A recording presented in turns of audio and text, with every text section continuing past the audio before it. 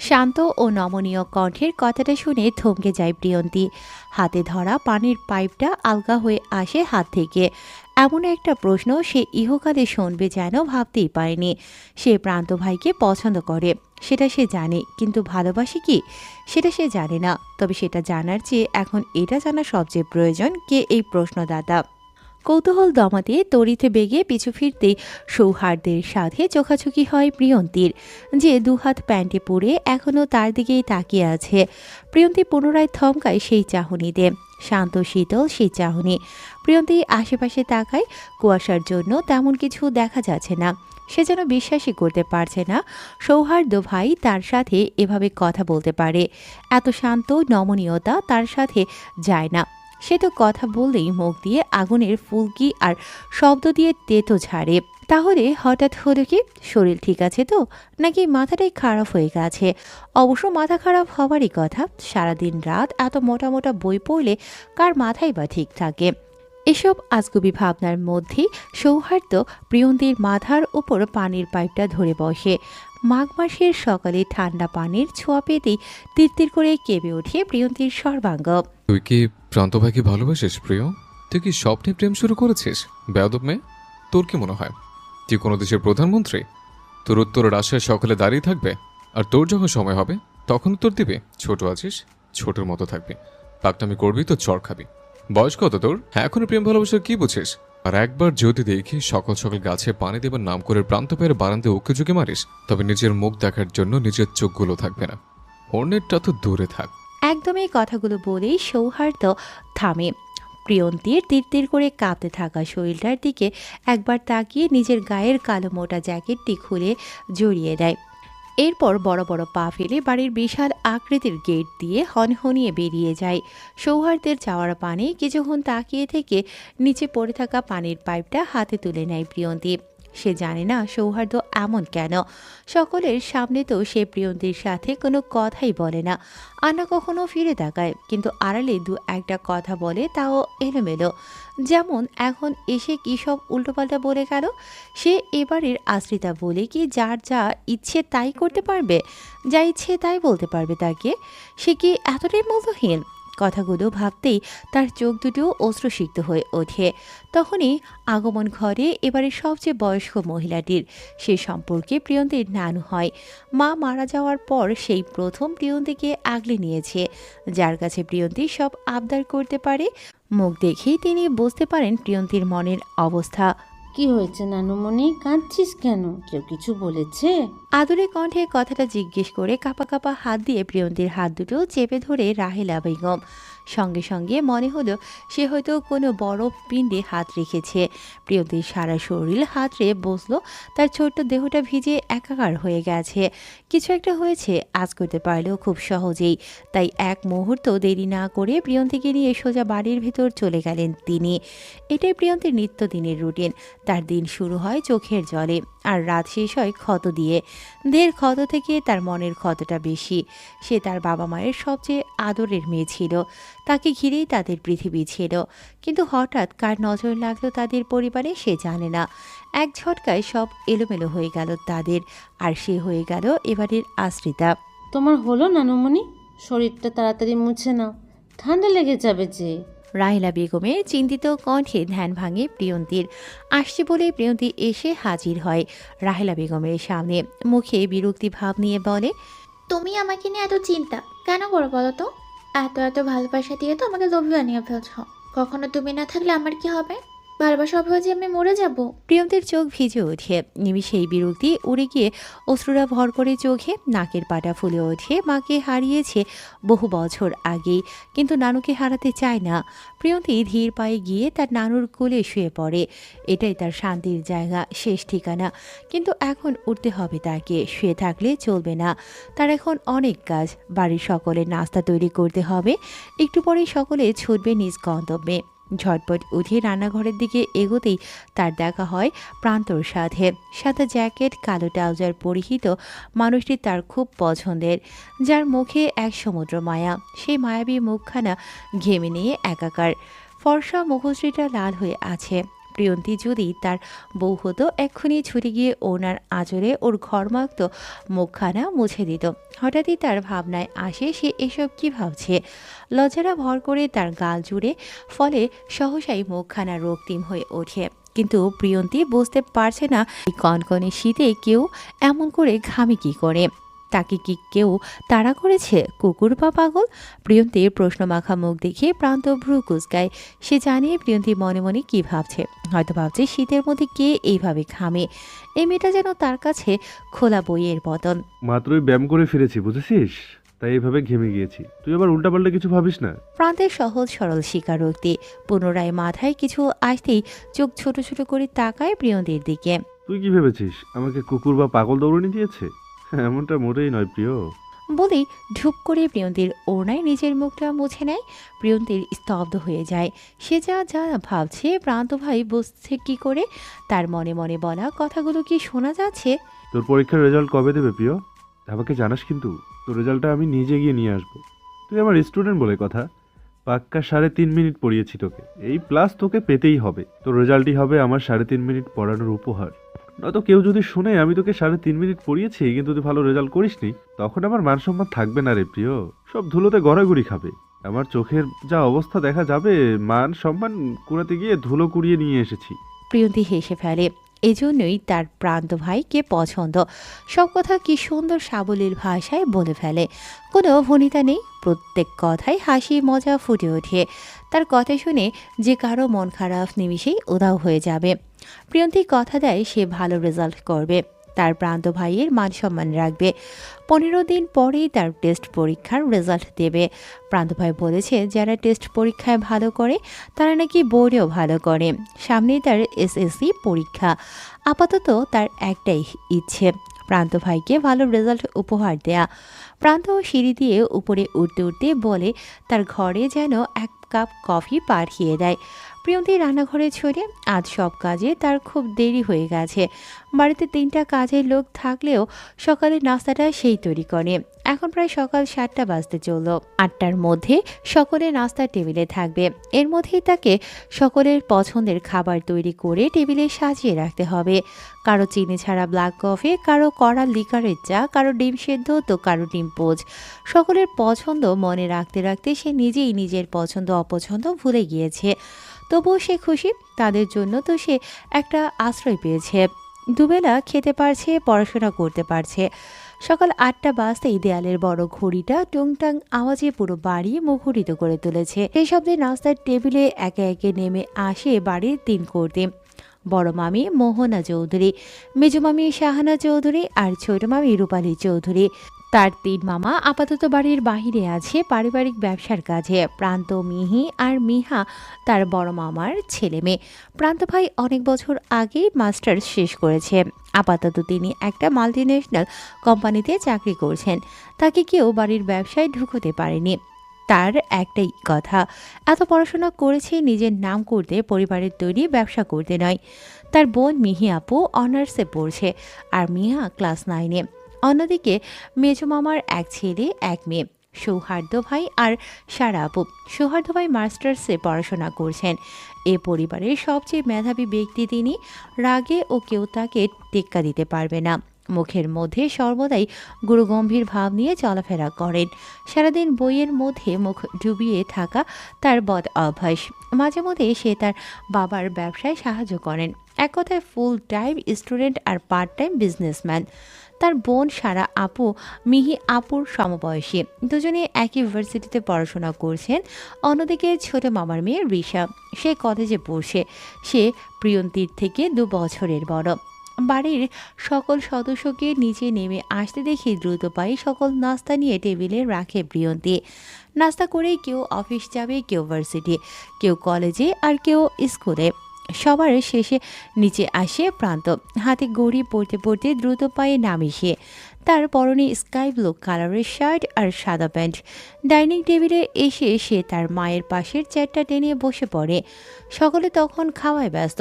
পাউরুটিতে jam লাগাতে লাগাতে মেজো চাচির উদ্দেশ্যে বলে, মোরাব কোথায়? ও কি কখনই আমাদের সাথে নাস্তা করতে বসবে না?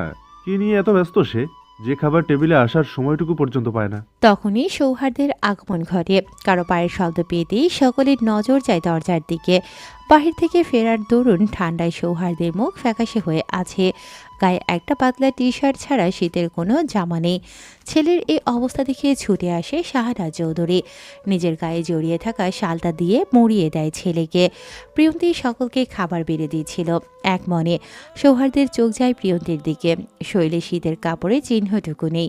মিডিয়া তো উদাসীন কেন? তাকে এক নজর দেখেই সৌহার্দ্য হাঁটা ধরে সিঁড়ির দিকে দুকদম এগিয়ে যেতেই প্রান্তের ডাকে থামে সে। মুনাফ, নাস্তা করবি আয়। কতদিন হলো তোর সাথে নাস্তা করি না। প্রান্তের কথায় নির্লিপ্ত ভঙ্গিতে টেবিলে গিয়ে বসে সৌহার্দ্য। ততক্ষণে প্রিয়ন্তীর সকলকে নাস্তা দেয়া শেষ। সৌহার্দ্যকে নাস্তা এগিয়ে দিতে যাবে, তখনই গরম কফি এসে তার সারা শরীর জ্বালিয়ে দেয়। সহসাই মৃদু সুরে আহ করে ওঠে। শৈলের তার সামলাতে না পেরে সৌহার্দ্যর উপর কিছুটা ঝুঁকে পড়ে। আকস্মিক ঘটনায় উপস্থিত সকলেই হতভম্ব। সৌহার্দ্য নিজেও কিছু বুঝে উঠতে পারেনি কোথা থেকে কি হলো। মূলত রিশার কফিতে চিনি বেশি হওয়ায় সে রাগিয়ে প্রিয়ন্তীর গায়ে গরম কফিটা ছুঁড়ে মেরেছে।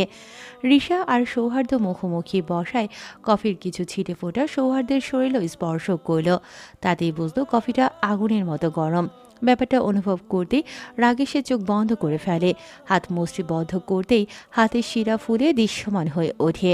কাউকে কিছু বলতে না দিয়ে রিশা পুনরায় হাতে থাকা কফির মগটা প্রিয়ন্তীর গায়ে ছুঁড়ে মারে। মগটা গিয়ে প্রিয়ন্তীর কপালে লাগে।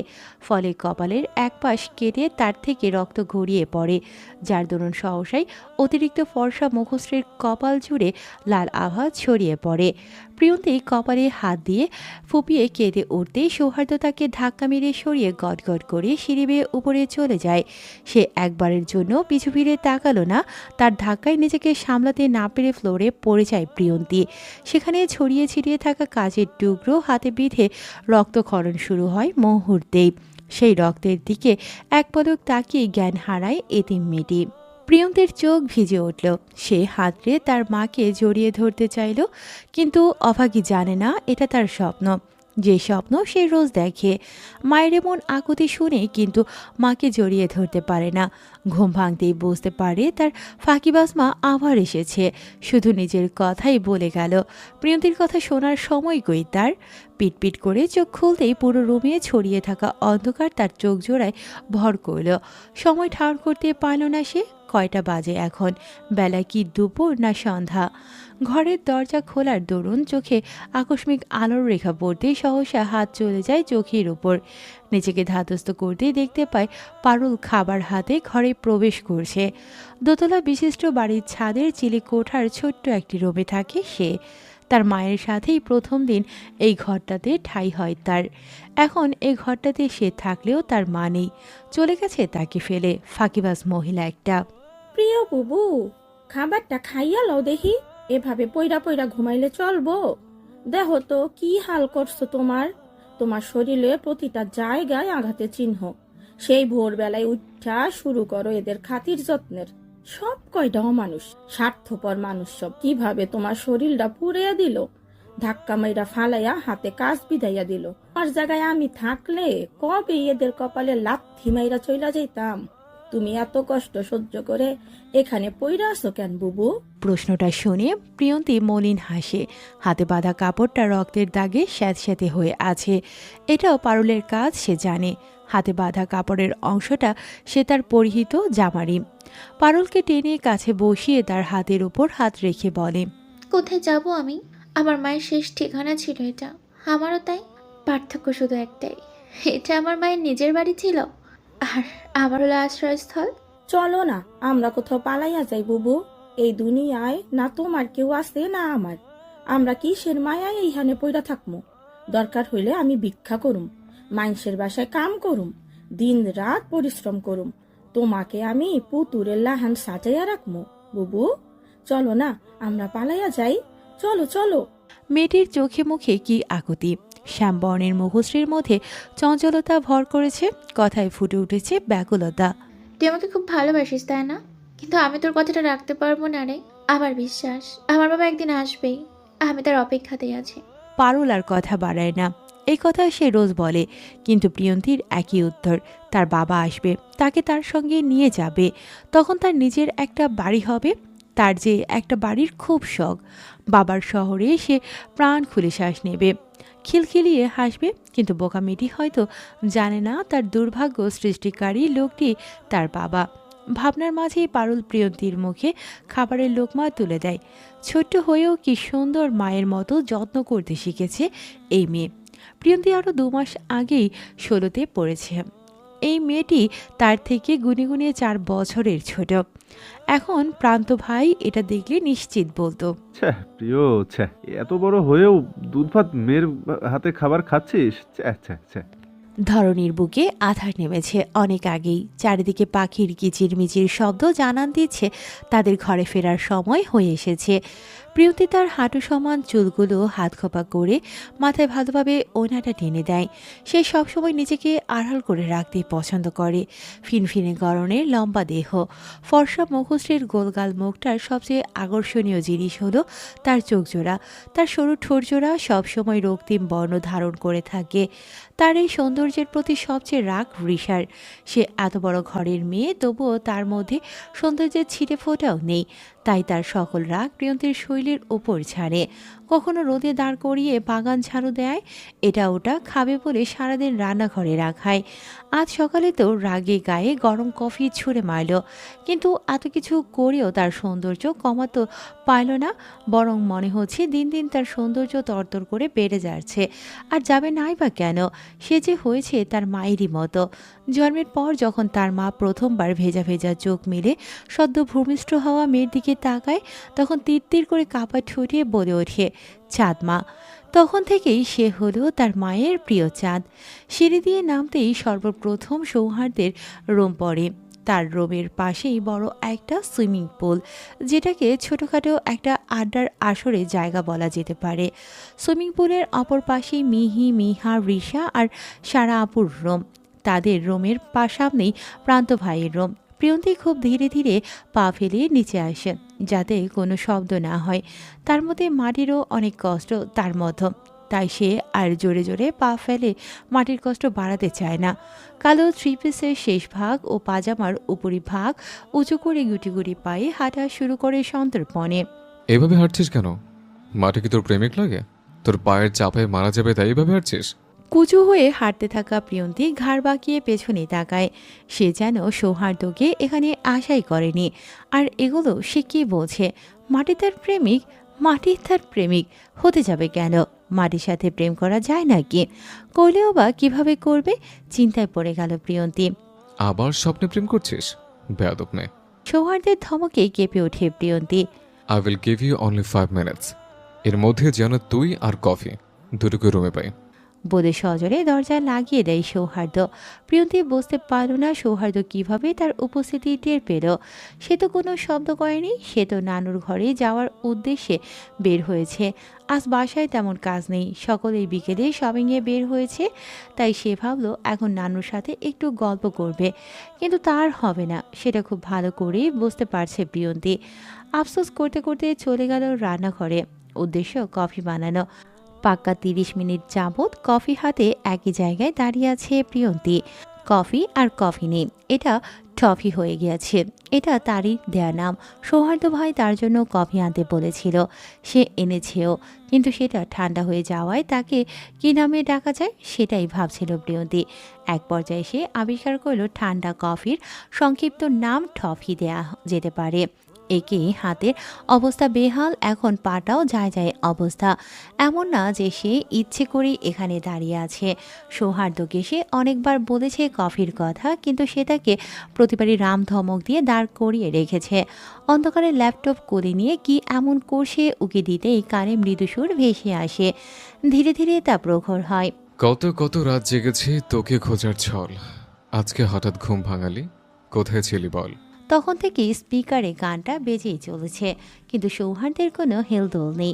সে চোখ বন্ধ করে হাদান দিয়ে বসেই রয়েছে। এর আগে চোখটা খোলাই ছিল, গান বাজতেই চোখটা বন্ধ করে নিল। আসলে পুরোপুরি বন্ধ কিনা সেটা বোঝারও উপায় নেই। পুরো ঘর জুড়ে ক্ষীণ লাল নীল আলোর ছড়াছড়ি। হাতে ব্যান্ডেজ করিস না কেন? ওটা কি বেঁধেছিস সাথে? তোর প্রেমিকের লুঙ্গি? জানিস তোর হাতে এখন কত মিলিয়ন বিলিয়ন ট্রিলিয়ন জীবন বাসা বেঁধে রয়েছে, তোর জীবন মাকে হাতের কফি আমি খাবো? প্রিয়ন্তী এবার অসহায় মুখ করে তাকায়। এই লোক আবার তার প্রেমিক নিয়ে আসলো। তার প্রেমিক বুঝি লুঙ্গি পরবে। কথাটা মাথায় আসতেই তার মুখে কাঁদো কাঁদো ভাব ফুটে ওঠে। আমি দুঃখিত ভাইয়া আপনার মুখোমুখি কথা বলার জন্য, কিন্তু একটা কথা শুনে রাখুন, আমার প্রেমিক রহিম চাচার মতো নয় যে লুঙ্গি পরবে। তার যদি সব প্যান্ট ভেজাও থাকে বা ছেঁড়া থাকে অথবা প্যান্ট নাই বা থাকে, তবুও তাকে লুঙ্গি পরতে দিব না। দরকার হলে আমি তাকে আমার শাড়ি পরিয়ে রাখবো। আর প্রিয়ন্তীর কথা শেষ হবার আগেই পুরো রুম জুড়ে আলো ছড়িয়ে পড়ল।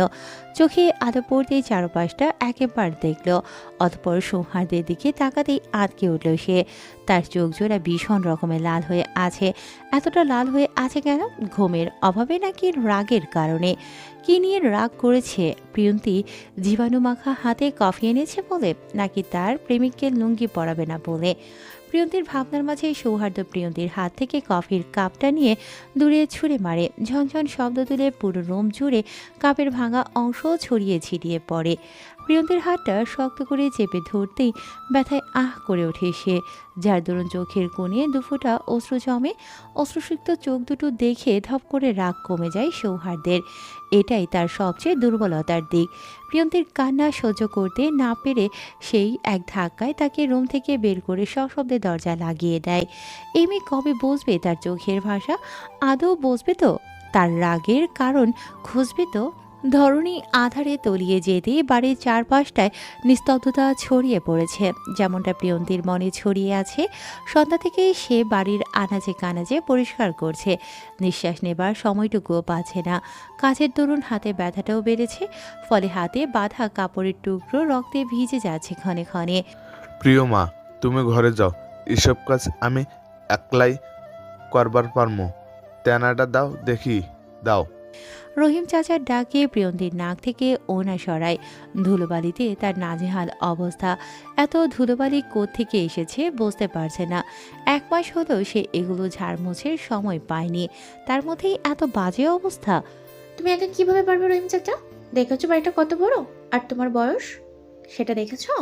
এখন তোমার বিশ্রাম নেওয়ার বয়স, এসব কাজ করার বয়স নয়। কি আর করুম মা, ছেলে দুইটা যে আমার দেহে না। একলা মানুষ হইলে কবেই রাস্তার ধারে পইরা থাকতাম, কিন্তু সাথে যে তোর চাষি আছে, অসুখের লইগা তে বসতে ও পারে না।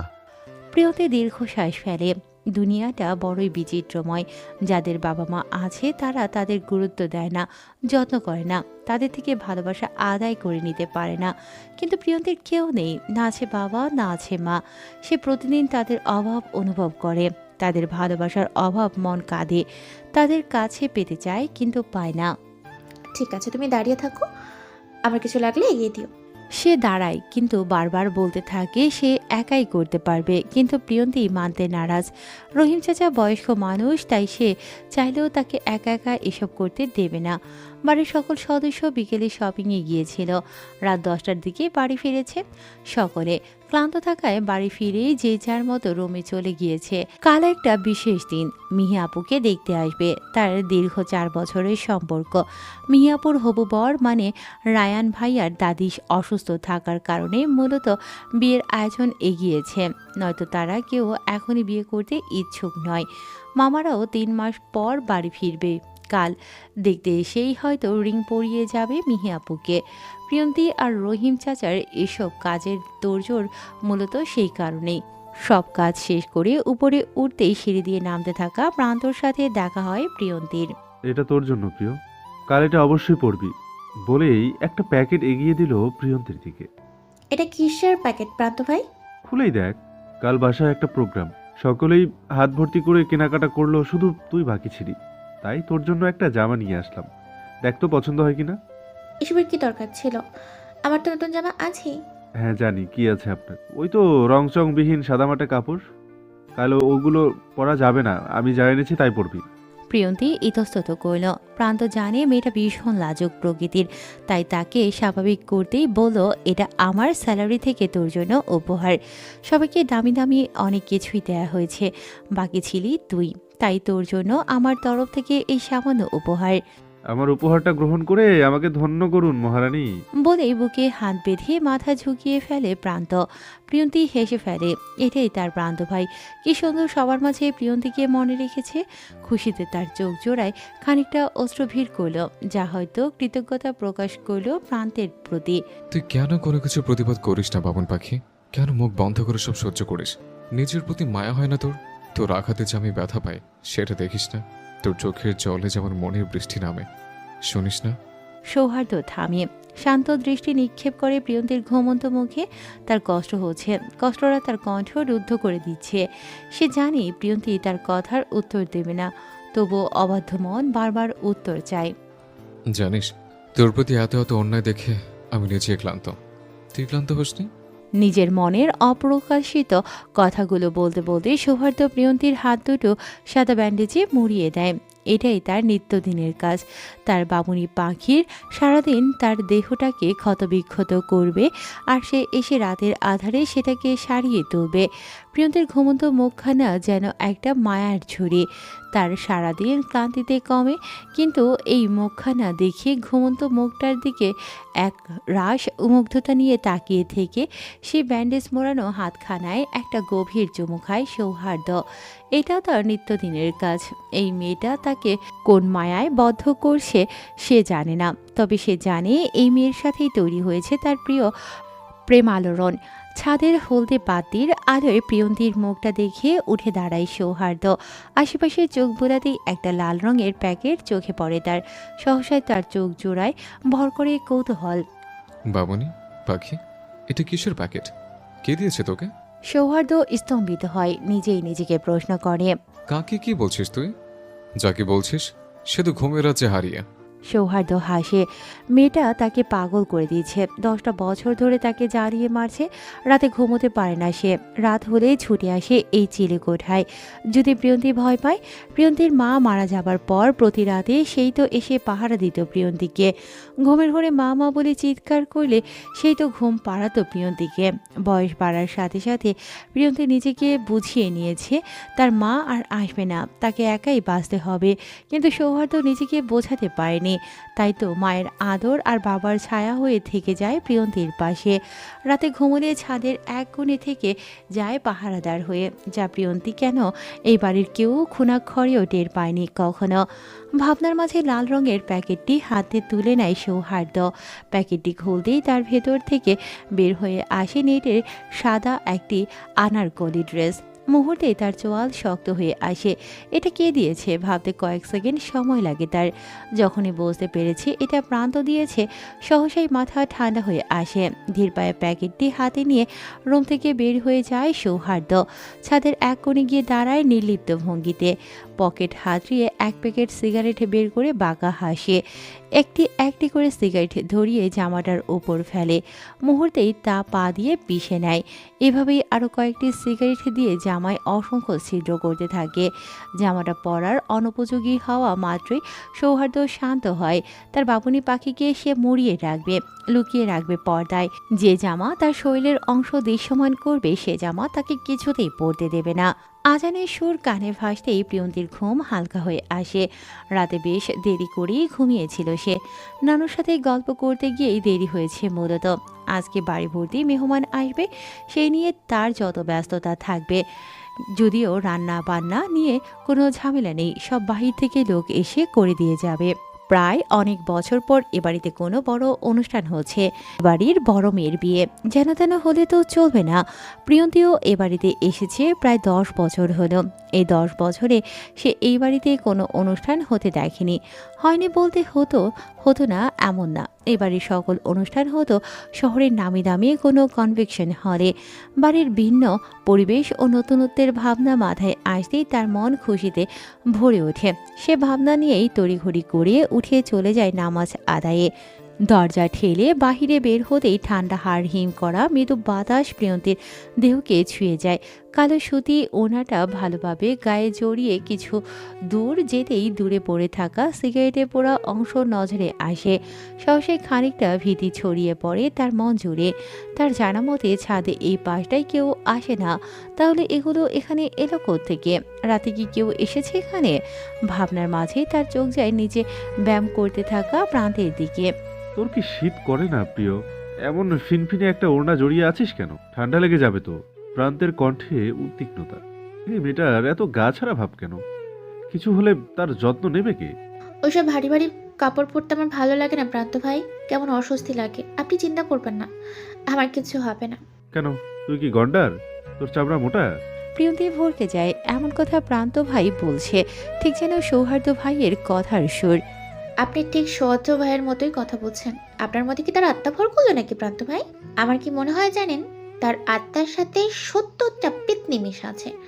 তার এই রাগ গাম্ভীর্যতা দেখি না, আল্লাহ তাআলা জান্নাতের 70টা হুর বাতিল করে দুনিয়াতে 70টা পেতনি পাঠিয়েছে তার জন্য। জান্নাতে গিয়ে তার আর 70টা হুর পাওয়া হলো না প্রান্ত ভাই। কথাটা শেষ হওয়া মাত্রই দুজনেই হেসে ফেলে। প্রান্ত মুগ্ধ হয়ে সেই হাসি দেখে। মেয়েটা বাড়ির মানুষের সাথে কম কথা বলে, কম হাসে, কিন্তু প্রান্তের সামনে যেন সব অন্যরকম, অন্য একটা মানুষ সে। এক্ষুনি ঘরে যাবি, খুব দুষ্টুমি হয়েছে। শীতের কাপড় পরে তবেই নিচে আসবি। আমি রুমে যাচ্ছি, আমার জন্য এক কাপ কফি নিয়ে আয়। প্রান্ত যেতেই প্রিয়ন্তীর মনটা খারাপ হয়ে গেল। কাল সৌহার্দের বলা কথাটা মাথায় আসে। সে কি প্রান্ত ভাইকে ভালোবাসে? সে আজও সেটা জানে না। তবে প্রান্ত ভাইয়ের শাসনে সে যত্ন খুঁজে পায়। প্রান্তের দেয়া ছোট ছোট উপহারে সে ভালোবাসা খুঁজে পায়। প্রান্তের তার দিকে তাকানো হাসির মধ্যে মুগ্ধতা খুঁজে পায়। তার দুষ্টু দুষ্টু কথার সাথী হওয়ায় আশকারা খুঁজে পায়। কারো ফোনের রিংটনে শব্দে প্রিয়ন্তীর ঘোর কাটে। শব্দের অনুসন্ধানে নিচে তাকাতেই সৌহার্দের সাথে চোখাচোখি হয়। সব সময়ের মতো মুখে কঠিনতা বজায় রেখে তার দিকেই তাকিয়ে আছে। সৌহার্দ্য ভাই কি তার আর প্রান্ত ভাইয়ের কথা শুনে ফেলেছে? তাকে নিয়ে বলা ওসব কথায় রেগে গিয়েছে। ভয়ে প্রিয়ন্তীর মুখটা শুকিয়ে আসে। বটে পানির পিপাসা লাগে। ছাদের কার্নিশ থেকে দূরে সরে দাঁড়ায়। প্রান্ত ভাইয়ের সামনে থাকলে সে যেন দিন দুনিয়া সব ভুলে যায়। কি থেকে কি বলে ফেলে, ইচ্ছে তো করছে গালে দুটো থাপ্পড় দেয়। নিজেকে স্থির করে নিজে উকি দিতেই চোখ ছোট ছোট করে তাকিয়ে থাকা সৌহার্দ্যের সাথে পুনরায় চোখাচোখি হয় প্রিয়ন্তীর। এবার আর এক সেকেন্ডও দেরি না করে চোখ মুখ খিচিয়ে নিচে দৌড় দেয়। সকাল 10টা। বাড়ির 3 কর্তা একটু আগেই বাড়ি এসে পৌঁছেছে। তাদের 3 ভাইকে প্রায় সময় দেশের বাহিরেই থাকতে হয় ব্যবসায়িক কাজে। যেহেতু প্রান্ত ভাই এসব থেকে দূরে, তাই বাড়ির ছেলে হিসেবে সৌহার্দ্য ভাইয়ের উপরে দেশের ব্যবসা সামলানোর দায়িত্ব পড়ে। পড়াশোনা শেষে তিনি এই পরিবারের ব্যবসায় যুক্ত হবেন। সেক্ষেত্রে তিনি এই বছর কোম্পানির সকল বিষয়ে ধারণা নিচ্ছেন। ড্রয়িং রুমের বাড়ির সকলেই উপস্থিত। সবাই অপেক্ষা করছে কখন লাগেজ খুলবে। যাওয়ার আগে সকলের কত আবদার ছিল। কারো দামি ফোন লাগবে, কারো ব্র্যান্ডেড ঘড়ি, মেকআপ, কসমেটিক্স লাগবে। বাড়ির বউদের আবদার হিরে এবং গোল্ড জুয়েলারি। নওয়াব চৌধুরী আশেপাশে তাকালেন, হয়তো কাউকে খোঁজেন। তিনি এ বাড়ির বড় কর্তা। তার ছোট 2 ভাই নওশেদ চৌধুরী ও নূর চৌধুরী তার পাশেই বসা। প্রিয়ন্তীর ট্রে হাতে শরবত নিয়ে আসতেই নওয়াব চৌধুরীর মুখে হাসির রেখা ফুটে উঠল। এই মেয়েটা যেন তার মা। তার কখন কি লাগবে, কখন ওষুধ খেতে হবে, কখন ঘুমোতে হবে, সব যেন তার নখদর্পণে। একদম তার বোনের মতো হয়েছে। বোনের কথা মনে আসতেই মুখের হাসি মিলিয়ে গেল। তাদের বোনটা যে তাদের ছেড়ে এত তাড়াতাড়ি চলে যাবে, সেটা যেন ভাবতেও পারেনি কেউ। শরবতের গ্লাসগুলো মামাদের হাতে তুলে দিতেই সকলেই হাসি মুখে তা গ্রহণ করেন। মামাদের মুখে সে তার মায়ের আদল খুঁজে পায়। বড় মামার হাসি, মেজো মামার চোখ আর ছোট মামার অভ্যাসগুলো ঠিক তার মায়ের মতোই। কাজ শেষ করে নিঃশব্দে চলে যেতেই নওয়াব চৌধুরীর কণ্ঠস্বর কানে আসে প্রিয়ন্তীর। কোথায় যাচ্ছিস প্রিয়? এখানে বস। সকলের জন্য কি কি উপহার এনেছি দেখবি না? প্রিয়ন্তী চোখ তুলে তাকায়। মামাদের মুখের উপর কখনো কথা বলেনি সে, তাই উপায় না পেয়ে ট্রে হাতে রুমের এক কোণে দাঁড়ায়। কথাটা শুনেই শাহানাজ চৌধুরী মুখ বাঁকায়। এই মেয়েকে তার কোনো কালেই পছন্দ নয়। অন্যের মেয়ে বছরের পর বছর এ বাড়িতে পড়ে আছে, এটাই তার মূল সমস্যা। বাড়ির অন্য সদস্যরা তাকে পছন্দ না করলেও অপছন্দ করে না, শুধু শাহানাজ চৌধুরী আর রিশার চোখে প্রিয়ন্তী অপছন্দের জায়গা জুড়ে আছে। সৌহার্দ্য ফাইল হাতে নিচে নেমে আসতেই প্রিয়ন্তীর দিকে নজর যায়। মেয়েটা সবসময় এভাবেই কাচুমাচু করে দাঁড়ায়, যেন নিজের অস্তিত্ব আড়াল করতে চাইছে। প্রিয়ন্তীকে আরও এক পলক দেখে গিয়ে বাবা চাচার মুখোমুখি বসে পড়ে। এখন ড্রয়িং রুমটা পূর্ণ লাগছে। সকল সদস্যের উপস্থিতি টের পেয়ে নওয়াব চৌধুরী সবচেয়ে বড় লাগেজটা কাছে টেনে নেয়। সেটা খুলে একে একে সকলের বলা গিফটগুলো তাদের হাতে তুলে দিতে থাকে।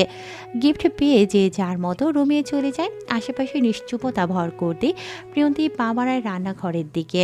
এটা তোর জন্য। প্রিয়ন্তী থেমে যায়। পেছনে ফিরতেই বড় মামার হাসি হাসি মুখটা ভেসে ওঠে তার চোখ জোড়ায়।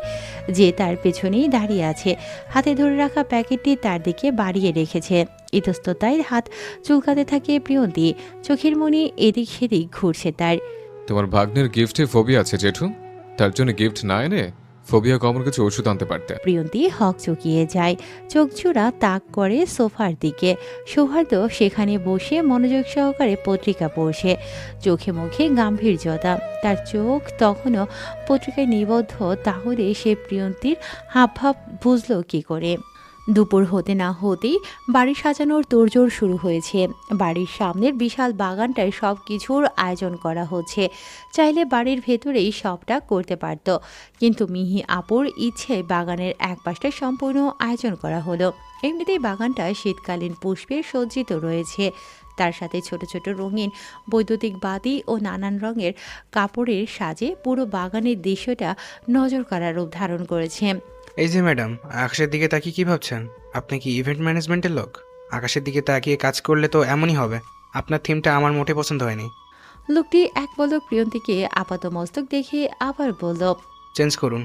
বলিষ্ঠ গড়নে ফর্সা মুখশ্রীর লোকটির ডাকে ঘোর কাটে প্রিয়ন্তীর। কিছুদিন যাবৎ মেয়েটা শুধু কল্পনার রাজ্যে হারিয়ে যাচ্ছে। ষোড়শীর মন কখন কি হয় বলা বাহুল্য, কিন্তু লোকটি তাকে কি বলল? ইভেন্ট ম্যানেজমেন্টের লোক। কোন দিক দিয়ে তাকে এমন মনে হয়? আমাকে কোন দিক দিয়ে ইভেন্ট ম্যানেজমেন্টের লোক মনে হয়? প্রিয়ন্তীর চোখে মুখে চিন্তার রেশ। লোকটি তার থেকে বেশ লম্বা হওয়ায় মাথা উঁচু করে তাকে দেখতে হচ্ছে। রোদের ঝিলিকটা চোখে লাগতেই এক হাত আপনা আপনি কপালের উপরিভাগে চলে যায় তার। মনে হয়েছিল, কিন্তু এখন হচ্ছে না। তাহলে চেঞ্জ করতে বললেন যে? আমি কিভাবে চেঞ্জ করব? যার কাজ করছে তাদেরকে গিয়ে বলুন চেঞ্জ করে দিবে। অকপটে বলে প্রিয়ন্তী। সায়ান বিড়বিড় করে বলে ওঠে, দিবাস্বপ্ন বিলাসিনী। কি? আরে ম্যাডাম, আমি আপনাকে চেঞ্জ করতে বলেছি মানে আপনার সাজসজ্জা। এমন দাদিমা সেজে রয়েছেন কেন? আপনার সাথে এই দাদিমা সাজটা যাচ্ছে না। এমন সুন্দর মুখখানা ওড়না পেঁচিয়ে আট ঢাকা করে রেখেছেন কেন? লজ্জা পাচ্ছেন বুঝে? কাকে দেখে? আমাকে? বলে চোখ টিপ মারল। প্রিয়ন্তী তটস্থ হয়। লোকটিকে বুঝতে পারছে না, আগে কখনো দেখেছে বলেও মনে করতে পারছে না। এই যে দিবাস্বপ্ন বিলাসিনী, আবার কোথায় হারিয়ে গেলেন? আচ্ছা, এই বাড়ির মেয়েদের বেশভূষা বুঝি এমন দাদিমা টাইপ? বলেই মুচকি হাসল সায়ান। আমি এই বাড়ির মেয়ে নই, আশ্রিতা। বলেই মাথা ঢাকা ওনাটা আরেকটু টেনে বাড়ির ভিতর হাঁটা ধরল প্রিয়ন্তী। ছেলেটাকে জানে না সে, জানতেও ইচ্ছে করছে না। এসেই তাকে কত কিছু বলে ফেলল। ঠোঁটকাটা মানুষ, অশিষ্ট লোক একটা। প্রিয় নানুমণি, একটু কাছে বসতো। তোকে যে সারা দিন চোখের দেখাটুকুও দেখতে পাই না। সারা দিন শুধু কাজ আর কাজ। তোকে কেউ বলেছে এত কাজ করতে? বাড়িতে কাজের লোকের অভাব আছে নাকি? আমি তো ঘর বন্দিই থাকি সারাদিন। বাতের ব্যথার জন্য হাঁটতেও পারি না বেশি। তুই আসলে তো একটু গল্পগুজব করতে পারি। রাহেলা বেগমের কণ্ঠে অভিমানী সুর। নানুর অবশিষ্ট সুপারিটা কাটা শেষ করে সেগুলো পানের বাটায় রাখে প্রিয়ন্তী। মলিন হেসে তাকে গিয়ে জড়িয়ে ধরে। প্রিয়ন্তী চাইলেও সময় করে আসতে পারে না, তার যে ঢের কাজ সারাদিন। কাজ না করে আমি বসে থাকতে পারি না, তুমি সেটা জানো না? তারপরে এইভাবে কেন বলছো? আর কাজ কি আমি পরের জন্য করছি? নিজের আপনজনদের জন্যই তো করছি। তুই যাদের আপন ভাবিস তারা কি তোকে আপন ভাবে? তোর মাও সকলকে আপনজন ভাবতো। পরিশেষে কি পেয়েছে সে? তুমি খুব কঠিন কঠিন প্রশ্ন করো নানু। আমার এখনও তোমার এই কঠিন প্রশ্নের উত্তর দেওয়ার মতো বয়স হয়নি। প্রশ্নগুলো জমিয়ে রাখো, বড় হয়ে উত্তর দিয়ে দিব। রাহেলা বেগম প্রিয়ন্তীর এই কথার মানে জানে। মেয়েটা প্রতিবারই তার প্রশ্ন থেকে এভাবে পালিয়ে বেড়ায়। সে আরও কিছু বলতে যাবে তার আগেই প্রিয়ন্তী তাকে চুপ করিয়ে শুয়ে দেয়। দুপুরে একটু না ঘুমোলে তার মাথা ধরে যায়। প্রিয়ন্তী খুব ভালো করেই জানে দুপুরে সকলকে খাইয়ে দিয়ে নিজে খাওয়ার সময়টুকু পেল না প্রিয়ন্তী। এর মাঝেই আবার কাজ পড়ে গেছে, সকলের কাপড় ইস্ত্রি করতে হবে। দুপুরের শেষ প্রহর প্রায় শেষ হতে চলল, এখনও তার গোসল নামাজ কোনোটাই হয়নি। এখনো গোসল করিস না কেন? সবাইকে দেখাতে চাস আমরা তোকে কাজের মাধ্যমে অত্যাচার করি, নাকি বোঝাতে চাস তোকে নতুন কাপড় দেওয়া হয়নি? সৌহার্দের কণ্ঠে রাগ কিছুটা তিরস্কারের শুরু রয়েছে। প্রিয়ন্তী কিছু বলতে যাবে তার আগেই আবার বলে ওঠে, বাইরের মানুষকে তো সেটাই প্রমাণ করতে চাস, তাই না? তুই এই বাড়ির আশ্রিতা। তোকে কেউ কখনো বলেছে তুই এই বাড়ির আশ্রিতা? তাই বলছি অন্য বাড়ির ছেলের সাথে কথা বলে আশ্রয় করছিস? শেষ কথাটা একটু জোরেই বলল সৌহার্দ্য। রাগে তার মাথা দপদপ করছে। তার রাগ লাগছে কিন্তু কার উপর সেটা বুঝতে পারছে না। তার রাগটা কি প্রিয়ন্তীর উপর না সায়নের উপর? এই মেয়ের সাথে রাগালাভ করেই সময় পায় না, প্রেমালাভ করবে কবে? বিকেলের ক্লান্তি লগ্নে প্রিয়ন্তীর কাজের সমাপ্তি ঘটে। শীত শীত ভাবের মধ্যেও তার শরীরটা চ্যাটচ্যাটে হয়ে আছে। দীর্ঘ সময় নিয়ে গোসল করলে একটু প্রশান্তি কাজ করবে। ভাবনার রূপকে সত্যায়িত করতে নিজের রুমে পা বাড়ায় সে। রুমে প্রবেশ করে নিজের ছোট্ট রুমটায় একবার চোখ বোলায়। এই ঘরে তেমন কিছুই নেই। থাকার মধ্যে রয়েছে একটা খাট আর একটা টেবিল, তার উপর রয়েছে ছড়িয়ে ছিটিয়ে থাকা কিছু অগোছালো বই। রুমের উপর পাশটায় রয়েছে কাপড় রাখার একটা আলনা আর আধভাঙা একটা আয়না। সব কিছু ছাপিয়ে তার কাছে এই ঘরটায় একটা দামি ও অমূল্য সম্পদ রয়েছে, সেটা হলো তার মায়ের ঘ্রাণ, মায়ের স্মৃতি। টেবিল গোছানোর উদ্দেশ্যে গন্তব্যস্থলে পৌঁছতেই একটা কমলা রঙের প্যাকেটে নজর আটকে যায় তার। কে দিয়েছে ভাবতে গিয়ে প্রান্তের কথা মনে পড়ে। কালই তো সে তাকে এই প্যাকেটটি জামা দিয়েছিল আজ পরার জন্য, কিন্তু প্যাকেটটি তো এই রঙের ছিল না। সে কি তবে ভুল দেখল? ভুলে গিয়েছে ভেবে প্যাকেটটি থেকে জামাটা বের করে মুগ্ধ হয়ে যায়। তার প্রান্ত ভাইয়ের পছন্দ এত সুন্দর। গাঢ় বেগুনি রঙের জামাটায় একটা বার হাত বুলায় সে। উত্তেজনা তার হাত কাঁপছে। সুন্দর জিনিস দেখলে সবাই খুশি হয়, কিন্তু তার লজ্জা লাগছে। কেন লাগছে? প্রান্ত ভাই দিয়েছে বলে। প্রান্ত ভাই তাকে বলেছিল রংচংবিহীন সাদামাটা কাপড় না পরতে, তাই বুঝি এমন সুন্দর রঙের কাপড় নিয়ে এসেছে তার জন্য। আবার জামাটা ঠিক তার ধরনেরই হয়েছে। কেউ চাইলেও তার শরীরের কোনো অংশ অপ্রত্যাশিতভাবে দেখতে পাবে না। কথাটা ভাবতেই তার তনু মন জুড়িয়ে ভালো লাগা ছেয়ে যায়। ভালো লাগা আর লজ্জার যুদ্ধে লজ্জারা জিতে গিয়ে তার গাল জুড়ে লাল আভা ছড়িয়ে দেয় আর জানান দিতে থাকে তার গালের মতো তার মনেও লাল আভা ছড়িয়ে পড়েছে, যা হচ্ছে সর্বনাশী ভালোবাসার ছোঁয়া। দিনের আলো ধরণী থেকে বিদায় নিয়েছে অনেক আগেই। আলোর পরিবর্তে রাতের আধার ধরণী জুড়ে ছড়িয়ে যেতেই পুরো চৌধুরী ভিলার বাগানে ছোট বড় রং বেরঙের আলো জ্বলে ওঠে। আলো আধারের এই খেলা যে কারো মন ভালো করে দিতে সক্ষম। সে সাথে বাগানের মাঝ বরাবর আঁকাবাঁকা পথটি বাড়ির প্রবেশ পথে গিয়ে শেষ হওয়ায় সেটি যেন রূপকথার রূপ ধারণ করেছে। বাগানের এক পাশটা সকলের বসার ব্যবস্থা করা হয়েছে। সেখানে বসার জন্য চন্দ্রাকৃতি আকারে চেয়ার বিছানো হয়েছে। যখনই চেয়ারগুলো মানুষ দ্বারা পরিপূর্ণ হবে, তখনই শ্বাসটা তার নিজস্ব সৌন্দর্যতা প্রকাশ করবে। বাগানের অটোপাশটায় খাওয়া দাওয়ার ব্যবস্থা করা হয়েছে, যেখানে বুফেট আকারে হরেক রকমের খাবার সজ্জিত রয়েছে। প্রিয়ন্তী ছাদে দাঁড়িয়ে এগুলোই দেখছিল। হঠাৎই সাই সাই করে 4টি BMW গাড়ি বাড়ির আঙিনায় প্রবেশ করে। একে একে গাড়ির ভেতর থেকে 20-25 জন মানুষ নেমে আসে। সকলে বাড়ির ভেতরে প্রবেশ করতেই দুপুরে সেই ঠোঁটকাটা লোকটিকে দেখতে পায় প্রিয়ন্তী। তখনই সে শান্ত ও গভীর দৃষ্টিতে তাকায় লোকটির দিকে। লোকটি ভীষণ রকমের সুন্দর। অবশ্য তাকে সুন্দর নয়, সুদর্শন বলা যেতে পারে। ভাবনার মাঝে নিজ থেকে ডাক আসতেই তড়িঘড়ি করে ছুটে যায় সে। এভাবে পটের বিবি সেজে ঘুরছিস কেন? এতগুলো মানুষ এসেছে, তাদের সর্বদা নাস্তা কি তোর বাপে দিবে? শাহনা চৌধুরীর রাগমাখা ঝাঁঝালো কণ্ঠস্বরে প্রিয়ন্তীর চোখ থেকে দুফোঁটা অশ্রু গড়িয়ে পড়ে। সে সহজে কাঁদে না, এসব ব্যবহারে সে অভ্যস্ত ছিল, কিন্তু বাবা নামক ব্যক্তিটির কথা আসতেই তার চোখে অশ্রুরা ভর করে। চাইলেও সেই অবাধ্য অশ্রুটুকুকে আটকাতে পারে না। সৌহার্দ্যকে সিঁড়ি থেকে নামতে দেখে শাহানা চৌধুরী কিছুটা দমে যায়। বাড়ির বেটা ছেলেদের সামনে সে কখনোই প্রিয়ন্তীর সাথে খারাপ আচরণ করে না। তার কি লাগবে না লাগবে সবই তাদের নখদর্পণে। এই যে এখন যে জামাটা পরে ঘুরে বেড়াচ্ছে সেটা যে এবারের কোনো বেটা ছেলেই দিয়েছে এটা সে খুব ভালো করেই জানে। বাড়ির কর্তারা থাকলে সে প্রিয়ন্তীকে কিছুই বলতে পারে না, তবুও তাদের অগোচরেই চলে মেয়েটির ওপর শারীরিক ও মানসিক নির্যাতন। তিনি চলে যেতেই প্রিয়ন্তী উকি দেয় ড্রয়িং রুমে। মূল উদ্দেশ্য নির্দিষ্ট সংখ্যাটা জেনেই শরবত বানাবে সে। তৎক্ষণাৎ তার চোখাচোখি হয় সায়ানের সাথে। সে তার দিকেই তাকিয়ে আছে। ছেলেটির চোখে কি মুগ্ধতা নাকি বিস্ময়, প্রিয়ন্তী ভাবনায় পড়ে। ছেলেটা কি তার দিকেই তাকিয়েছিল এতক্ষণ? সে যে কেঁদেছে সেটাও দেখেছে। তখনই কেউ তাকে পেছনে ঘুরিয়ে অন্য পাশটায় নিয়ে যায়, সকলের চোখের আড়ালে। মানুষটাকে দেখার আগেই সশব্দে তার গাল বরাবর একটা চড় পড়ে। টাল সামলাতে না পেরে দু কদম পিছিয়ে যায় সে। তোকে বলেছিলাম না এভাবে উকি ঝুঁকি না মারতে? ছেলে মানুষ দেখলে চোখ স্থির থাকে না।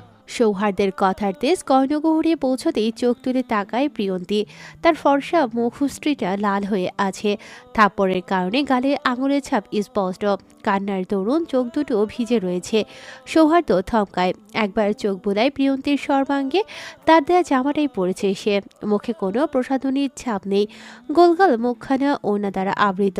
ওড়নার ফাঁকা দিয়ে দু একটা অবাধ্য চুল কপাল জুড়ে ছড়িয়ে ছিটিয়ে রয়েছে। তাকে যেন সদ্য ফোটা ঝাড়ুল ফুল মনে হচ্ছে। মেজুমি বলেছে তাদের শরবত আর নাস্তা দেওয়ার জন্য, তাই দেখছিলাম ওখানে কতজন আছে। প্রিয়ন্তীর কণ্ঠে বিনয়। সৌহার্দ্য বিরক্ত হয়। এই মেয়ের মধ্যে কি কোনো রাগ বলতে কিছু নেই? একটা মানুষ এতটা শান্ত প্রকৃতির হয় কিভাবে? নাকি শুধু তার সাথে এমন? তুই দাদির ঘরে যা, তাকে সুন্দর করে গুছিয়ে নিয়ে আসবে। এদিকের ব্যবস্থা আমি করছি। পারুলকে বলছে ও করে দেবে। কথাটা বলেই সৌহার্দ্য এগিয়ে যায়। কিছুটা পথ গিয়ে ফিরে তাকায় প্রিয়ন্তীর দিকে। প্রিয়ন্তীকে আরও একবার দেখে বলে, তোকে আর আসতে হবে না, দাদিকে গিয়ে আমি নিয়ে আসবো। তোকে যা বললাম তা শেষ করে সোজা রুমে যাবে।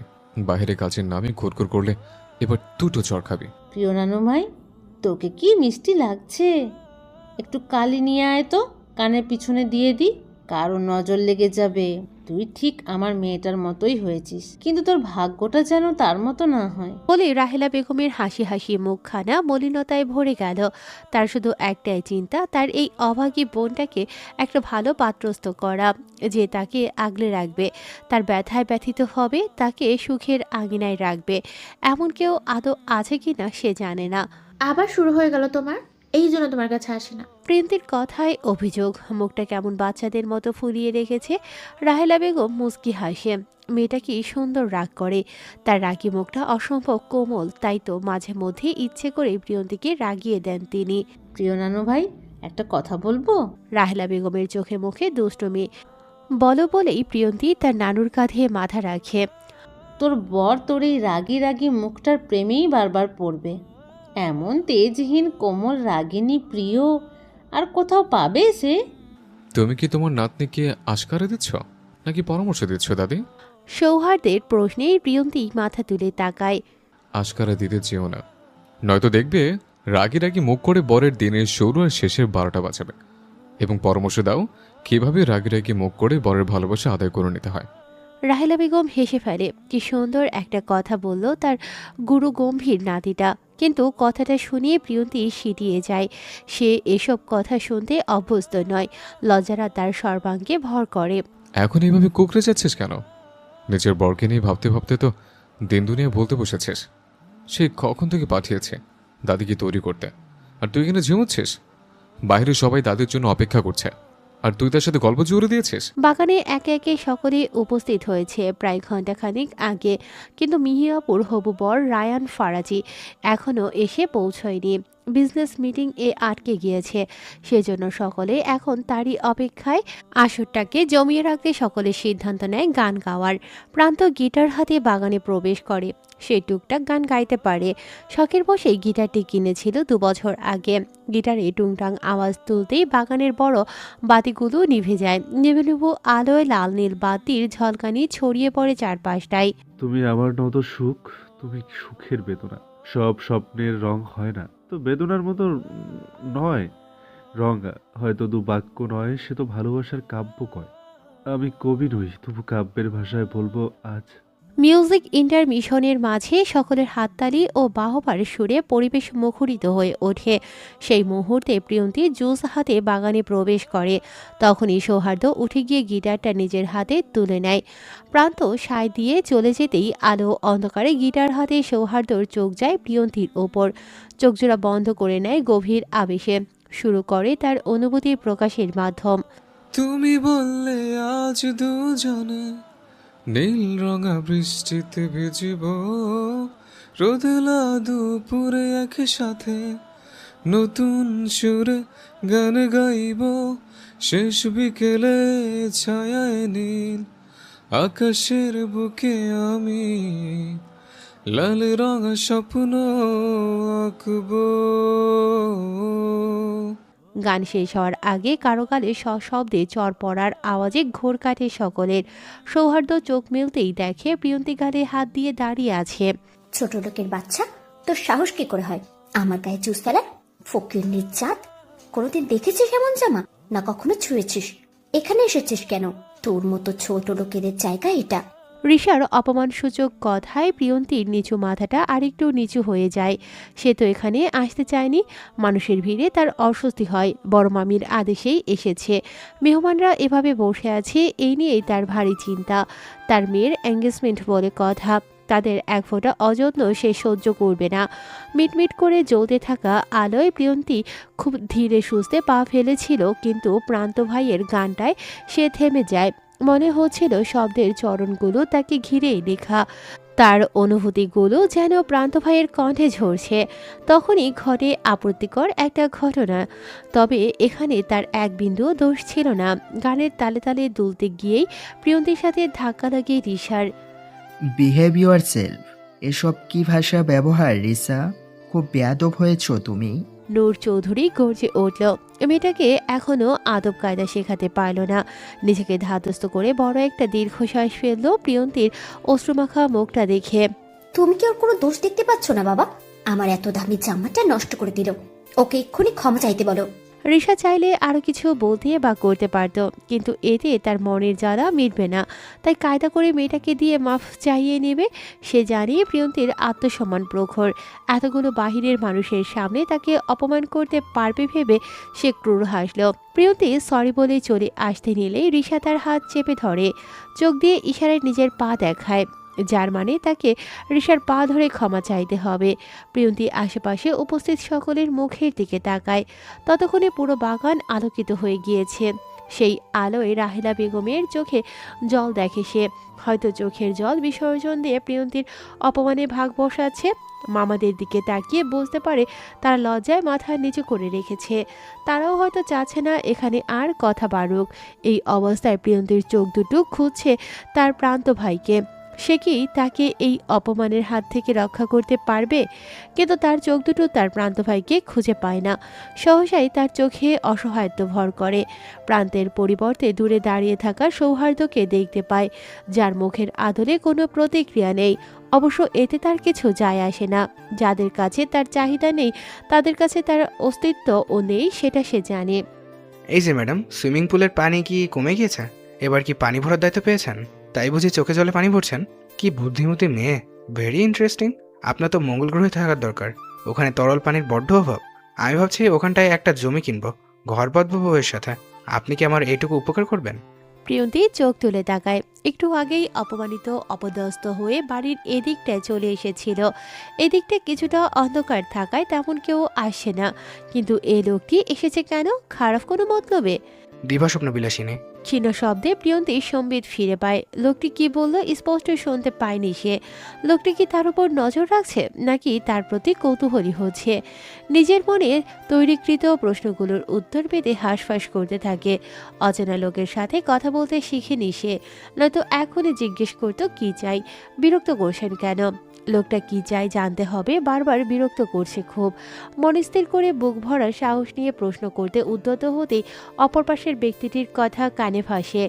আপনার নাম রাফিদা আহমেদ প্রিয়ন্তে। এটা আপনার মামার বাড়ি। এবার মাধ্যমিকের পরীক্ষার্থী, একটা সরকারি স্কুলে পড়ছেন। ঘর কোনো মেয়ে, তবে ওড়ার অদম্য ইচ্ছা রয়েছে। প্রিয়ন্তী বিভ্রান্ত হয়। প্রশ্ন করার আগেই উত্তর পাওয়ায় কিছুটা চমকায়। লোকটি তার সম্পর্কে এত কিছু জানলো কিভাবে?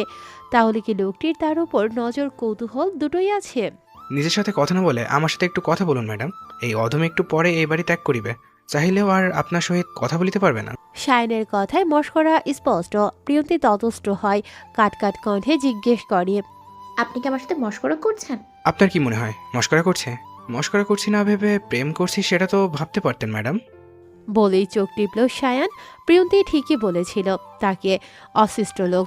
ছেলেটা সেই কখন থেকে জ্বালিয়ে মারছে, আর এখন মারছে লজ্জায়। ঠোঁটকাটা মানুষ একটা। I like it. বলেই শায়ান প্রিয়ন্তীর ওড়নার প্রান্তে ঝুলে থাকা অ্যান্টিকের দুলটি খুলে নেয়। প্রিয়ন্তী কানে হাত দিতেই দেখে তার এক কান ফাঁকা। হয়তো ওড়নায় টান লেগেই খুলে গিয়েছিল, নয়তো থাপ্পড় খেয়ে। সে মনে করতে পারে না। প্রিয়ন্তীর হাবভাব দেখে শায়ান মিটিমিটি হাসে।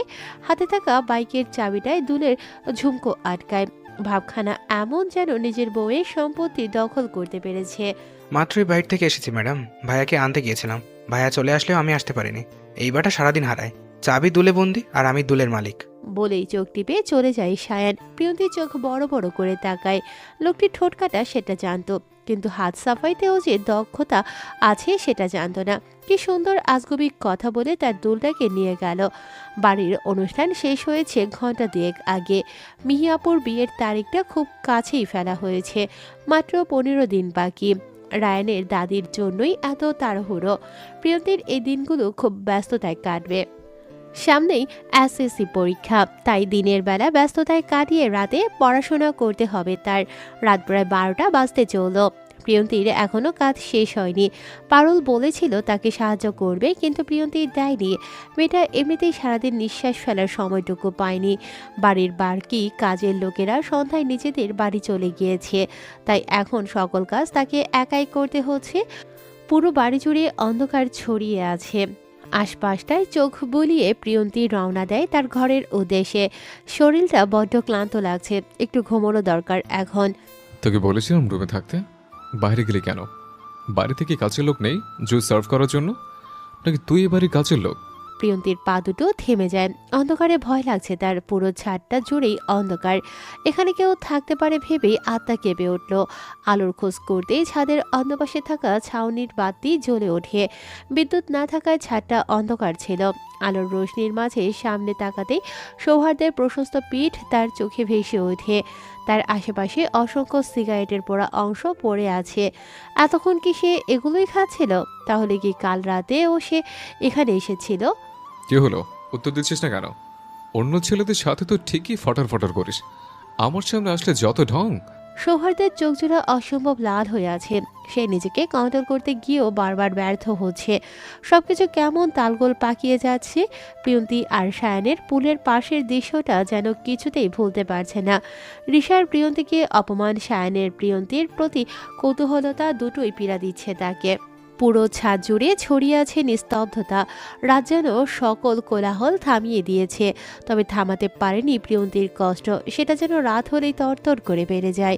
প্রিয়ন্তীর চোখ তুলে তাকায় সৌহার্দের দিকে। পাল্টা প্রশ্নের মাধ্যমে বুঝিয়ে দেয় এই বাড়িতে তার অবস্থানের কথা। আমি তো এই বাড়ির কাজের লোকই।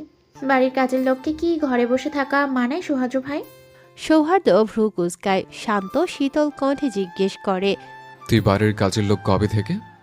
যেদিন আমার মা মারা গিয়েছে সেদিন থেকে। প্রিয়ন্তীর শান্ত কিন্তু বিষাদময় কথাটা সৌহার্দের কানে সূচের ন্যায় ফুটল। বুকে ব্যথাও হলো কিঞ্চিত। আপনারা থাকতে দিয়েছেন বলেই তো আমাদের মা মেয়ের একটা আশ্রয় হয়েছিল।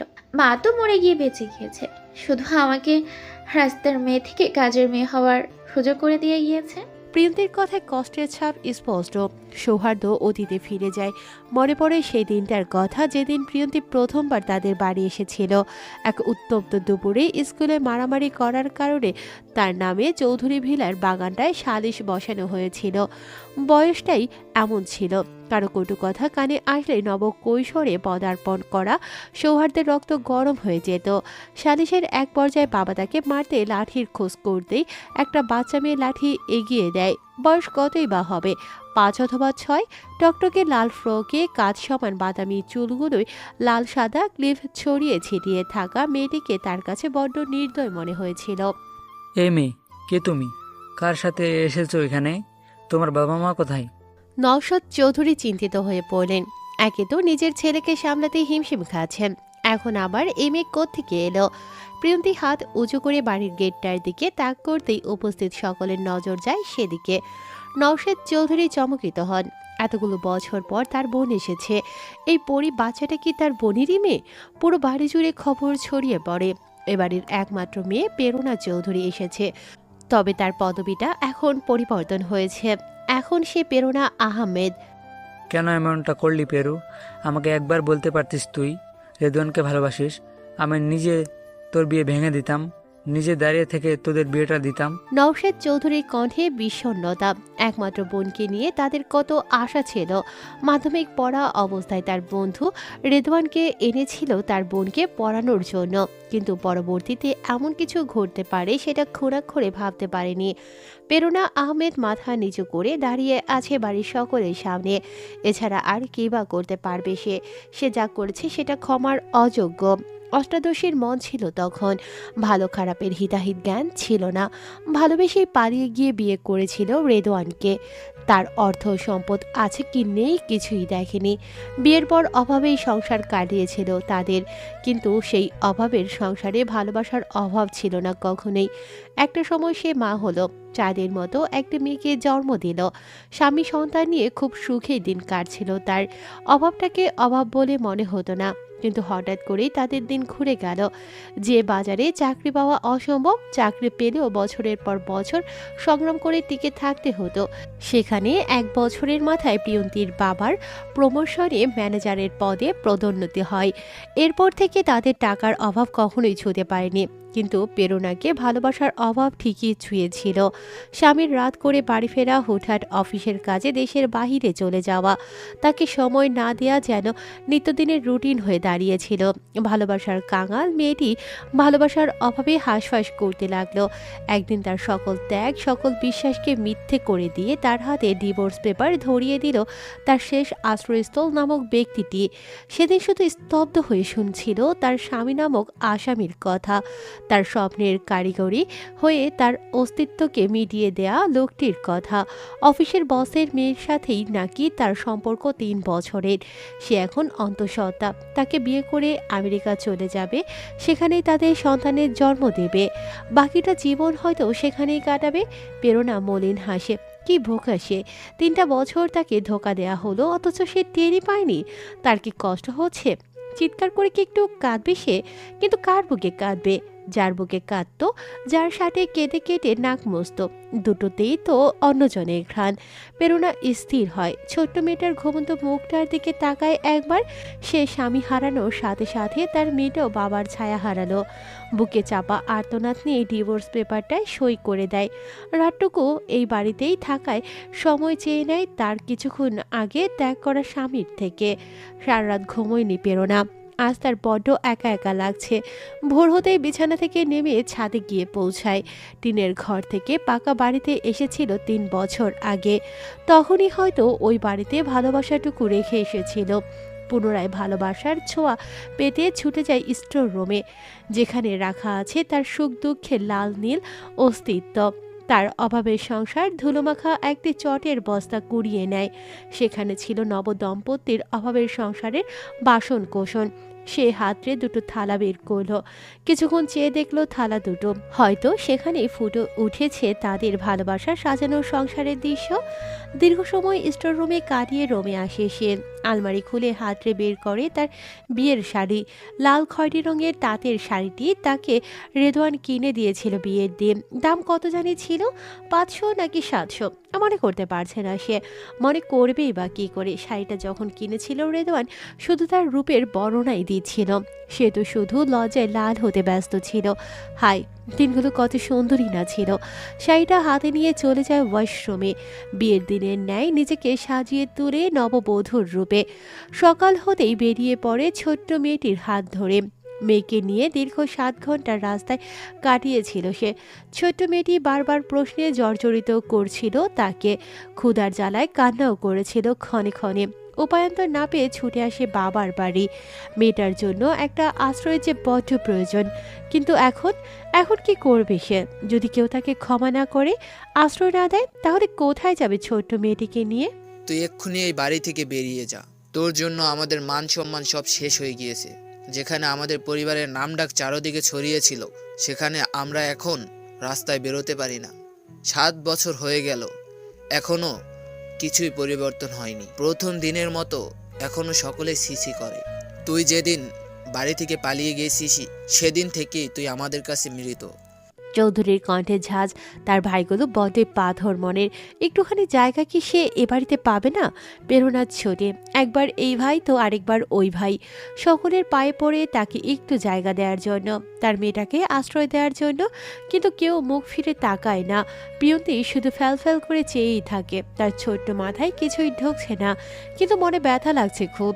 সে তার মাকে এভাবে কাঁদতে দেখেনি কখনো। কি নিষ্ঠুর মানুষ সব! কেউ তার মায়ের কান্না থামাচ্ছে না কেন? তখনই নিচে নেমে আসে রাহেলা বেগম।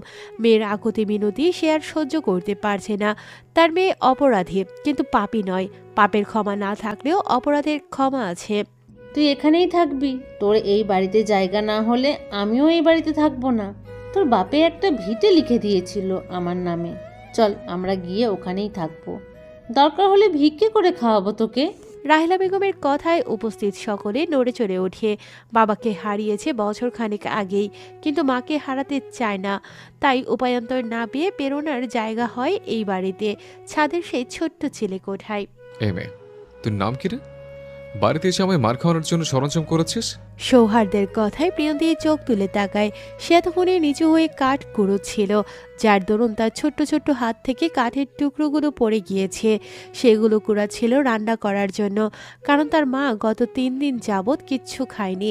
তার ধারণা বাড়ির সকলে তার মাকে বকা দেওয়ার ফলে তার মা রেগে আছে, তাই কিচ্ছুটি খাচ্ছে না। উপায় না পেয়ে সিদ্ধান্ত নেয় সে নিজেই রান্না করবে মায়ের জন্য।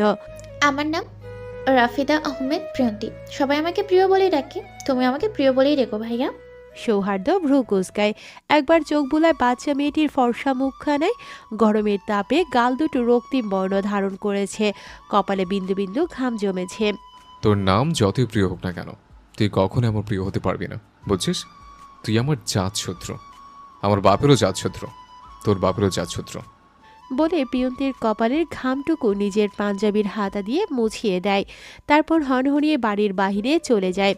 আজ শুক্রবার, নামাজে দেরি হয়ে যাচ্ছে। মেয়েটি এসেই তার জীবনে অশান্তি শুরু করেছে। নীল রঙের জামাটা ভিজে লেপ্টে আছে সারা শরীর জুড়ে। বালিশের উপর ছড়িয়ে ছিটিয়ে থাকা চুলগুলো উড়ছে ক্ষণে ক্ষণে, যার দরুন সেগুলো বারবার ঘাড় ও কানে সুরসুরি দিচ্ছে। প্রিয়ন্তী আধো আধো ঘুমে উঠে বসে। ঘুম জড়ানো চোখে তাকায় মাথার উপর থাকা পাখাটার দিকে। পাখা তো ঠিকই চলছে, তবুও তার গরম লাগছে কেন?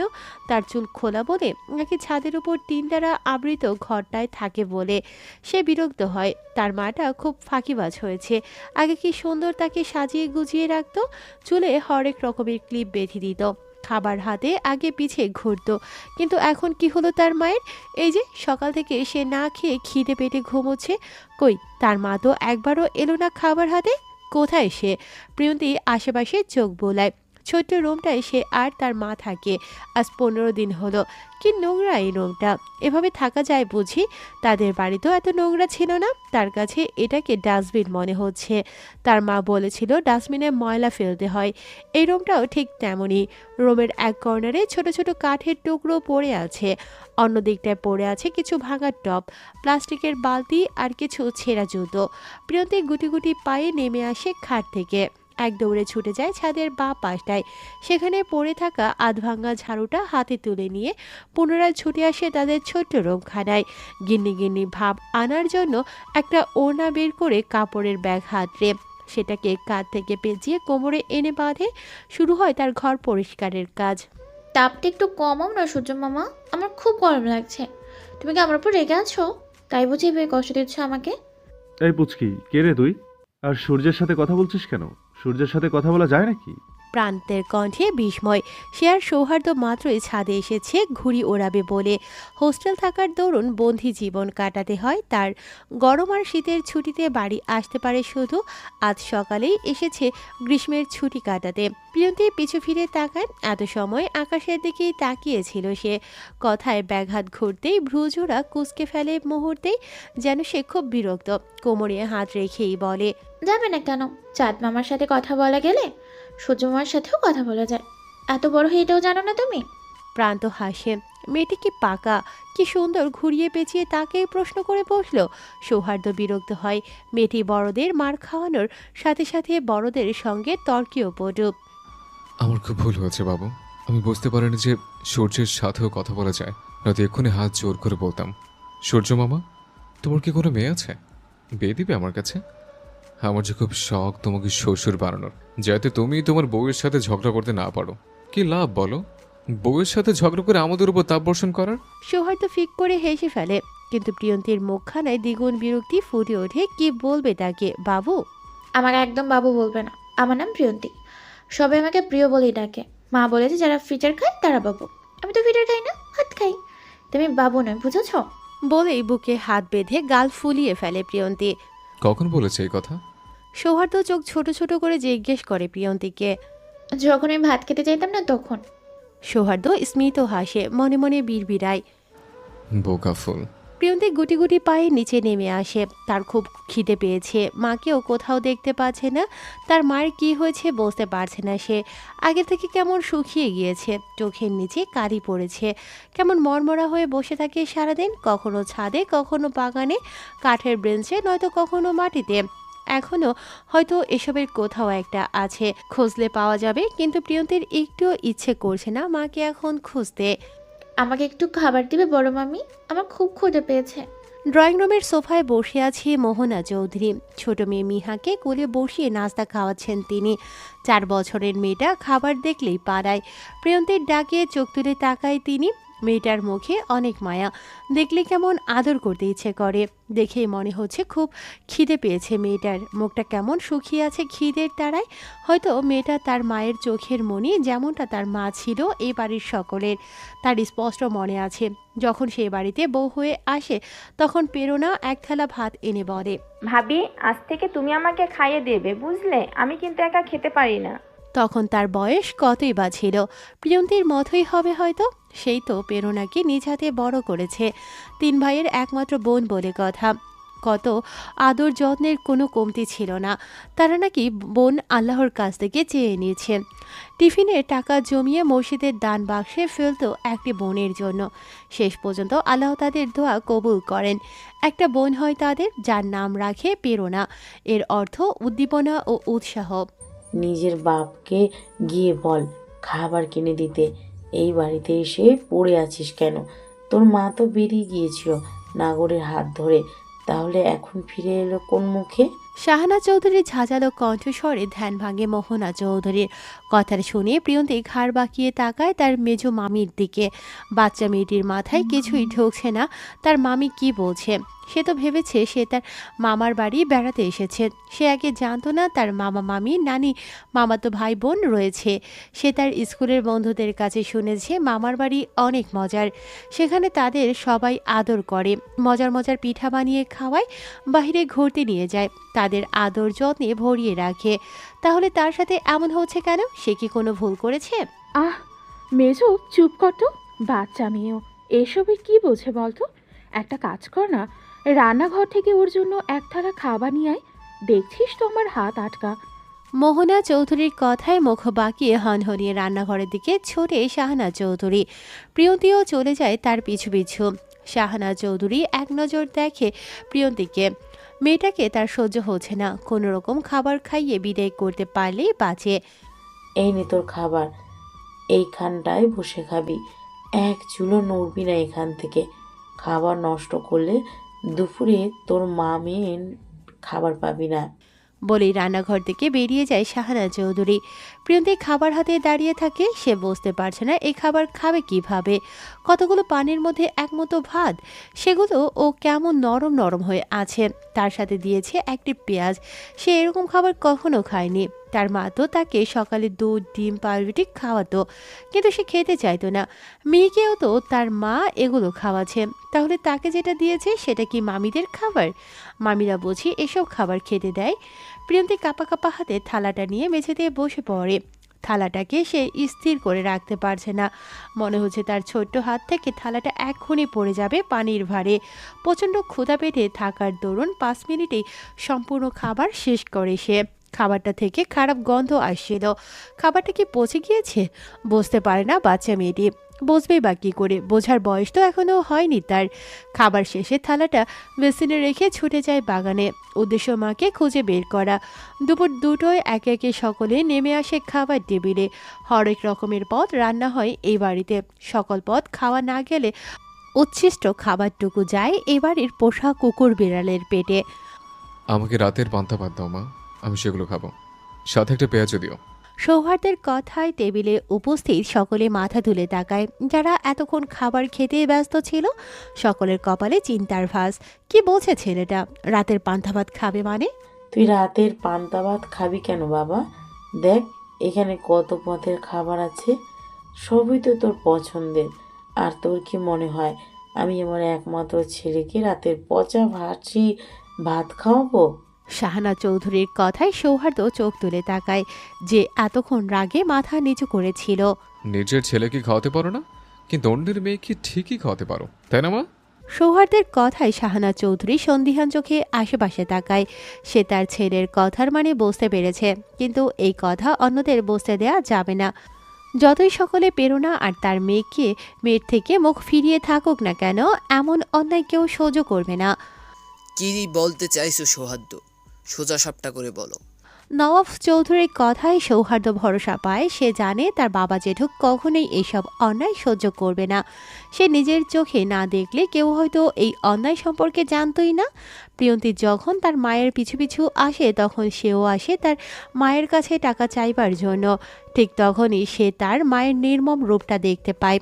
একটা বাচ্চা মেয়েকে পচা বাসি খাবার খেতে দিচ্ছিল সে।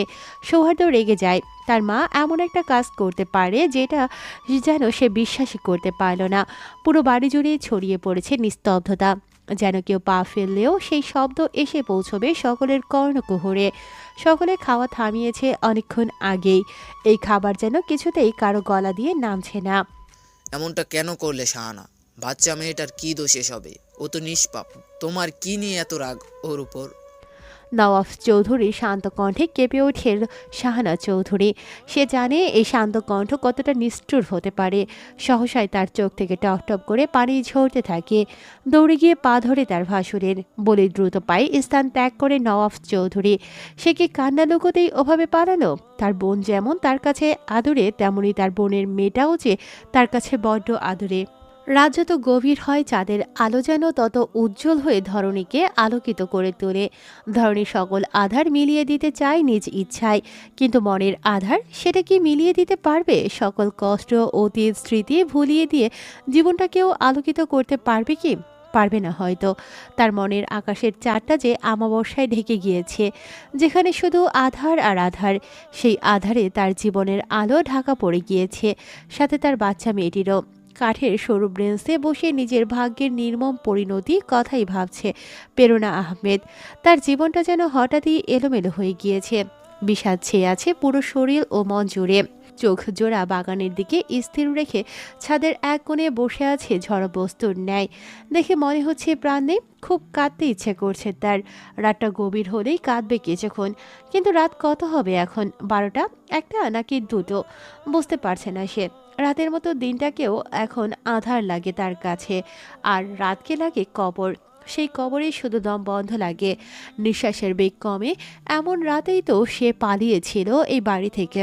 এক আকাশ সমান স্বপ্ন বুনেছিল রেদওয়ানকে নিয়ে। তার স্বপ্ন সত্যি হয়েছিল, কিন্তু পূর্ণ হয়নি। বুকে চাপা কষ্ট আর অশ্রুসিক্ত নয়নে মনে আকুতিগুলো প্রকাশ করতে থাকে গানের ভাষায়। কারিনি সে ভুল অবেলা বকুল, থাকো ছুঁয়ে একুল অকুল, থাকো ছুঁয়ে শহুরে বাতাস, ছুঁয়ে থাকো নিলয় আকাশ। আবছায়া চলে যায় হিজলের দিন, অভিমান জমে জমে আমি ব্যথাহীন। আবছায়া চলে যায় হিজলের দিন, অভিমান জমে জমে আমি ব্যথাহীন।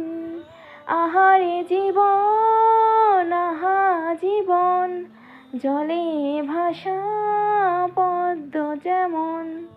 আহারে জীবন, আহা জীবন, জলে ভাসা পদ্ম যেমন। তোর কিসের কষ্ট মা? রাহেলা বেগমের ডাকে তাড়াহুড়োয় চোখ মুছে পেরোনা, যেন চোখের জলগুলি এক্ষুনি নালিশ জানাবে মায়ের কাছে আর বলবে, দেখো তো, তোমার আদরে মেয়েটা বড্ড পাজি হয়েছে। তোমার যে মেয়েটা একটু ঝালে কান্না করতো বলে চিনি হাতে পিছু পিছু ছুটতে, জ্বরের ঘোরে সারা রাত মামা করতো বলে ঘুম বিসর্জন দিয়ে মেয়ের পাশে ঠায় দাঁড়িয়ে থাকতে, চুলার আঁচ বৃষ্টির ঝাপটা থেকে রক্ষা করতে, সে মেয়েটা সারাদিন কাঁদে, শুধু কাঁদে। ওকে আচ্ছা করে বকে দাও তো। কিছু হয়নি মা, তুমি ভেবো না, আমি ঠিক আছি। রাহেলা বেগম ধীরগতিতে এসে বসে পেরোনার পাশে, হাত দুটো দিয়ে চেপে ধরে তার আরাধ্যার আর মোনাজাতের উপহার তার পেরোনাকে। এটা যে তার একমাত্র মেয়ে, কত সাধনার ফল তার।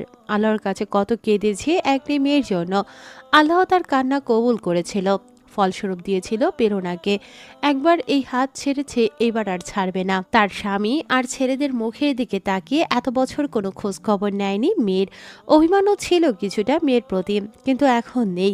মায়ের মন তো কিভাবে যেন সন্তানের মুখ দেখলেই গলে যায়। আমি তোর মা বেরু, তোকে জন্ম দিয়েছি আমি। জানিস, যেদিন তোর জন্ম হয় সেদিন ছিল বর্ষার দিন। আমি জানতাম না আমার মেয়ে হবে নাকি ছেলে। যেদিন প্রসব বেদনায় বারবার চিৎকার করছিলাম, কিন্তু মনে মনে দোয়া করছিলাম আল্লাহ আমার যাতে একটা মেয়ে হয়। গলা শুকিয়ে কাঠ হয়ে গিয়েছিল, মনে হচ্ছিল এক পানি পান করতে না পারলে মারা যাবো। ঠিক তখনই তোর আগমন। যখন শুনলাম আমার মেয়ে হয়েছে, তখন মনে হচ্ছিল বাহিরের বৃষ্টিটা যেন আমার বুকে নেমেছে। বুকের ভিতর বয়ে যাচ্ছিল এক খুশির ঝর্ণা। তোর মুখ দেখে আমার সব কষ্ট এক নিমেষেই দূর হয়ে গিয়েছিল। সেদিন খুঁজে পেয়েছিলাম আমার মাকে, আমার প্রেরণাকে। রাহেলা বেগম থামে, পেরোনা হাতখানা উল্টে তার উল্টো পিঠে একটা গভীর চুমু খায়। মেয়ে চলে যাওয়ার পর কতদিন মেয়ের জন্য কেঁদেছে, কত রাত নির্ঘুম কাটিয়েছে তার ইয়াত্তা নেই। জানিস, যেদিন তোর 6 মাস পূর্ণ হয়, সেদিন তোর ভাইদের সে কি কাণ্ড। তারা অপেক্ষায় ছিল কবে তোর 6 মাস পূর্ণ হবে আর তুই তরল খাবার ছেড়ে শক্ত খাবার খেতে পারবি। সকাল হতে না হতেই তোর 3 ভাই 3টে থালা নিয়ে হাজির। আমার চোখ তো কপালে, একটায় ভাত, একটায় পোলাও আর একটায় বিরিয়ানি। তারা তো জানতো না তোর কি পছন্দ, তাই 3 রকমের খাবারই নিয়ে এসেছিল। যেটা তোর পছন্দ হবে সেটাই রোজ তোর মুখের সামনে হাজির করবে। এটাই ছিল তাদের প্রতিজ্ঞা। বোনের মুখে হাসি ফোটানোই ছিল তাদের একমাত্র লক্ষ্য। রাহেলা বেগম মৃদু হাসে, যেন সকল ঘটনা পুনরায় ঘটছে তার চোখের সামনে। মৃদু আলোয় তাকায় পেরোনার পানে, যার চোখে জল ভর করেছে অনেক আগেই। অবাধ্য জলগুলো আজ তার মায়ের সামনেই ঝরছে। যেদিন তুই চলে গিয়েছিলি, সেই দিনটা এখনো চোখে ভাসে আমার। ভাইদের চোখের মনি ছিলি তুই। রোজ রাতে তোর মুখ না দেখে ঘুমাতো না তারা। সেদিনও ঠিক তাই হয়েছিল।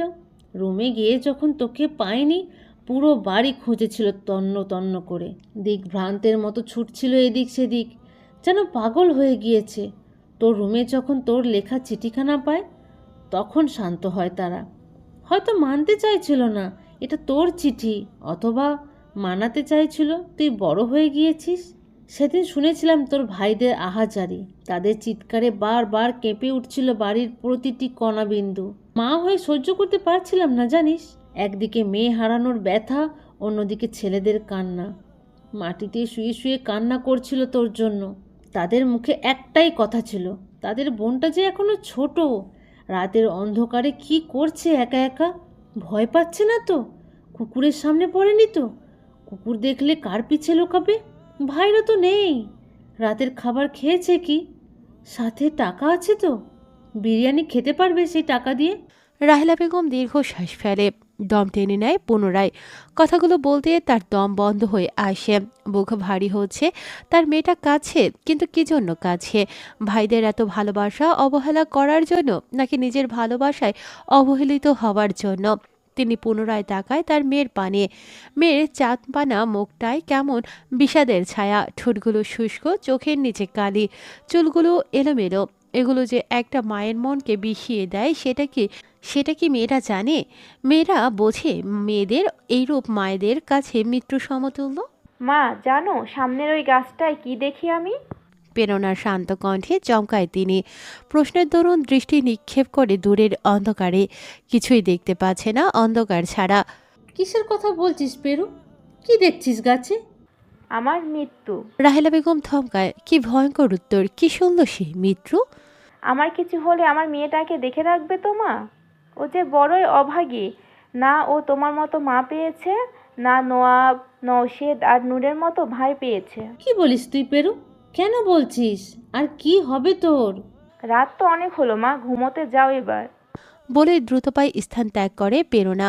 সে কি কিছু লুকোতে চাইছে তার মায়ের থেকে? মায়ের মন কি সেই লুকোচুরি বসবে? ব্যবসা গরমে ঘুম ভাঙে প্রিয়ন্তীর। সকাল হতে না হতেই রোদটা যেন টিন ভেদ করে শরীর পুড়িয়ে দিতে যায়। নিভু নিভু চোখে পাশের বালিশ হাতড়ে খোঁজ চালায় মায়ের, কিন্তু পাচ্ছে না। এ বাড়িতে আসার পর থেকেই এমন হচ্ছে। কই আগে তো এমন হতো না। সকাল হলেই মা জানালার পর্দা সরিয়ে মুখে চুমু দিয়ে ঘুম ভাঙিয়ে দিত তার। কিন্তু এখানে হচ্ছে উল্টো, বরং গরমটাই তার ঘুম ভাঙাচ্ছে। তবে মা কি তার থেকে পালিয়ে বেড়াচ্ছে? মা কি তাকে রেখে দূরে কোথাও চলে যাবে? সহসাই তড়িৎ বেগে বিছানা থেকে নামিয়ে প্রিয়ন্তী। তার মাকে এক্ষুনি চাই। হারিয়ে ফেলার ভয়ে মাকে আদর করতে ইচ্ছে করছে খুব। ছাদের চারপাশটায় মাকে খুঁজে না পেয়ে পা চালায় সিঁড়ির দিকে। সে জানে মা ছাদে না থাকলে বাগানে নিশ্চয়ই থাকবে। বাগানের বাঁদিকে ভিড় দেখতে পেয়ে সেদিকে ছুটে যায় প্রিয়ন্তী। বাগানের এই দিকটায় রয়েছে সকল ধরনের ছোট বড় ফল গাছ। তাই এই দিকটা একদমই পছন্দ নয় প্রিয়ন্তীর। কিন্তু সকলে ওই দিকে কি করছে? এত ভিড় কেন? ভিড় ঠেলে ভিতরে প্রবেশ করতেই তার পা দুটো স্থির হয়ে যায়। চোখ বেয়ে কয়েক ফোঁটা জল গড়িয়ে পড়ে আপনা আপনি। তার দৃষ্টির সামনে বড় আম গাছটায় সবচেয়ে নিচু ডালে ঝুলছে তার মায়ের দেহখানি। ভুল বলেছে, দেহখানি নয়, মরদেহখানি। গাছের উপর উঠে কয়েকজন লোক সেটি নামানোর চেষ্টা করছে। তার মা কি খুব কষ্ট পাচ্ছে ওভাবে থাকতে? কাকে প্রশ্ন করবে সে? আশেপাশের চোখ বোলায়। দূরেই নানু কাঁদতে কাঁদতে মুচ্ছা যাচ্ছে বারবার। মামিরাও কাছে। আর মামারা কোথায়? পুনরায় আশেপাশে চোখ বোলায় সে। মায়ের মরদেহ ঝুলতে থাকা গাছটার নিচেই বসে আছে তার মামারা। এতক্ষণ দেখেনি কেন সে? চোখের জলের কারণে? প্রেরণার নিস্তেজ দেহটাকে রাখা হয়েছে মাটির উপর। তার ভাইদের চোখ সেই দেহখানার ওপরেই। এই শরীরেই তো তারা কখনো ধুলো লাগতে দেয়নি। এখন কি না সেটি ধুলোতেই মিশে রয়েছে। নওয়াব চৌধুরী ছুটে যায়, আগলে নেয় তার বোনের দেহখানা। কি শীতল ঠান্ডা, যেন বরফ পিণ্ড। এক দৌড়ে ছুটে যায় বাড়ির ভেতর। হাতে করে একখানা কম্বল এনে জড়িয়ে দেয় বোনের মৃতদেহটা। বোনের ঠান্ডা লাগছে যে, যদি সর্দি হয়, জ্বর বাঁধে। এভাবেই পাগলামি চলে তিন ভাইয়ের। কান্নার দরুন ক্ষণে ক্ষণে জ্ঞান হারাচ্ছিল তিন ভাই। বারবার একই কথা আওড়াচ্ছিল। আমার বোনকে মাটিতে রেখো না। ও আমাদের চোখের মণি, আমাদের প্রার্থনার ফল, আমাদের প্রেরণা। মা, আম্মু, আম্মা। নাক টেনে ডাকে প্রিয়ন্তী। মা, মা ওঠো, দেখো সকাল হয়ে গিয়েছে। আমার খিদে পেয়েছে খুব, খাইয়ে দাও না। আমি একা খেতে পারি না তো। এরা কেউ তোমার মতো মজার খাবার দেয় না। কেমন নরম নরম খাবার খেতে দেয়, গন্ধ আসে। আমি খেতে পারি না। এই দেখো চুলগুলো কেমন এলোমেলো হয়ে আছে। বিরক্ত করছে খুব, বেঁধে দাও। গরম লাগছে আমার। তোমার মতো কেউ চুল বেঁধে দেয় না, ঘুম থেকে আদর করে জাগিয়ে তুলে না। আম্মু, মা, আম্মা। প্রিয়ন্তী কান্না জড়িত কণ্ঠে বারবার ডাকছে তার মাকে। এই ডাক উপস্থিত সকলের চোখকে অশ্রুসিক্ত করছে। সেই ডাক বাতাসে ভারী করে তুলছে।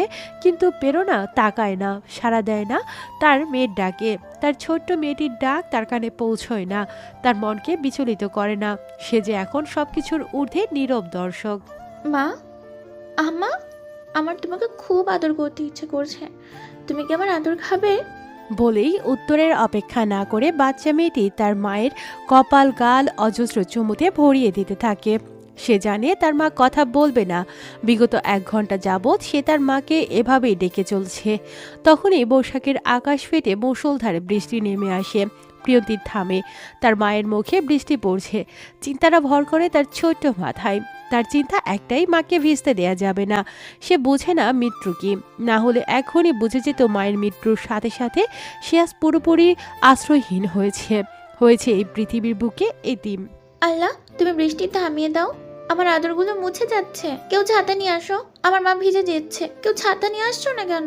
কেউ তার কথা শুনছে না কেন? প্রিয়ন্তী দাঁড়ায়, তার গায়ে ভিজে লেপ্টে থাকা জামাটা দিয়ে মায়ের মুখটা ঢেকে দেয়।